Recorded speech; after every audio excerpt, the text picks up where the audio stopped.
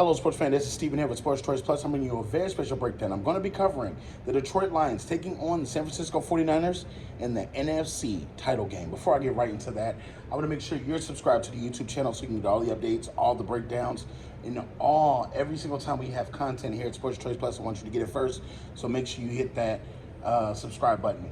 So getting right into it, both these teams were battle tested. You saw the Packers push the 49ers to the brink of elimination, but they slowly snatched that win back from the jaws of defeat. And you saw the Lions. The Lions took care of their business, and again, Tampa gave them a run for their money, but they finished late with championship-style defense. Looking at this matchup here, you know you're going to have a David versus Goliath kind of matchup. When you think of San Francisco 49ers, you think about the juggernaut. You think about the bad boys. You think about Deebo Samuel, who possibly could play in this game. You know, he's got a shoulder injury that he sustained last game. You look at Christian McCaffrey. You look at the way that he was able to run late in that football game against Green Bay, finding creases, finding holes, and scoring. You look at, again, the offensive setup with Kittle. When he's able to block, he's able to catch. He may not do everything in one game, but literally he'll give you everything that he has. He's one of the premier tight ends as far as blocking goes. Kyle Shanahan is blazing up calls for Brock Purdy. And you're looking at the way that they call the game. They don't put too much on Brock's plate. They allow Brock to make his progression, but he's making the first read, and he's essentially just getting the ball out, firing.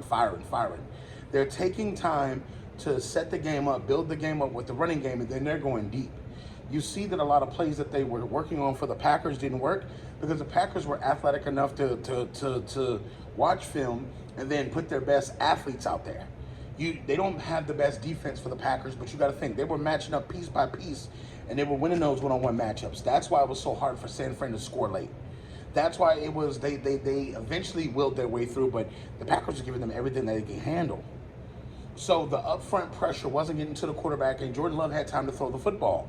So what is Detroit going to do? Detroit's going to try the same type things of protecting up front. You don't have to go 5 wide receivers.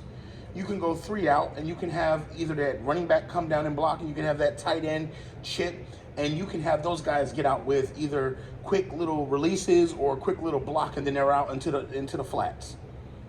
The Detroit Lions offense is going to be on notice in this game because they have a 3-headed monster at wide receiver and tight end. They can also go with the running backs. They can go over the top for speed. Like, they have a number of guys that they can hit. Jared Goff has an offense full of Camaros, full of Ferraris, full of all these fast type cars. And I think that all it takes is one touchdown to ignite that offense, one big bomb to ignite that offense. And then you're looking at Jared Goff with the protection. They kept Jared Goff clean enough for him to go down the field. When he has time to wind up and throw, it usually is great things for the Lions offense. And the Lions defense has holes on it, don't get me wrong, but that front four is getting pressure to quarterbacks. Baker Mayfield had to move around because they had guys coming off the edge, jumping off the edge. I'm talking about slamming off the edge. And what it boils to for Purdy better get rid of that ball. Brock Purdy has to get rid of that ball because he's not going to be able to sit comfortably in that pocket. Guys that are uncomfortable with a moved pocket don't do well in these kind of games. When you look at Brock Purdy in this situation, he's going to have a couple of guys that can come off the edge. But Aiden Hutchinson's going to be the main one. If Aiden can rock that offensive line, if he can get two or more guys to focus on him, that's going to be a win for the Lions. Because one-on-one matchups, I believe Hutchinson will win. I feel like he can get towards Trent. I feel like they have 2 or 3 guys that can go up against Trent, big Trent, and have success. So you got to keep in mind, you can't just neutralize one pass rusher. You got to be on both sides, right and left. So I think the matchups are going to come the one away from Trent. I think that they're going to work on Trent with stunts, with sending a linebacker on the blitz, sending a corner on the blitz. But I think for the most part, the 49ers are going to have to pick up. They're going to have to reduce their guys that they have going out and have Christian McCaffrey stay in and block and have Kittle stay in and block because they're going to be facing fire all day long. But I will say this in the end, I think both these teams are pretty good when they're matched up against each other. I think both these teams have solid offenses. Both these teams have solid defenses. But when it comes down to it, you have to have depth. You have to have more rotational players to move around, and I think that the San Francisco 49ers have that. I think on offense, they have a little bit more depth offensively, and I think that their skill players are a little bit better than the Detroit Lions' offensive skill players. When I'm looking at Christian McCaffrey, he's better than anybody that they have on the Lions roster. Let's start there. And then I think with Kittle's role in the blocking and being able to catch is going to rear its ugly head in this game. I think because he's going to come up big with a couple of big plays when you're not expecting him to.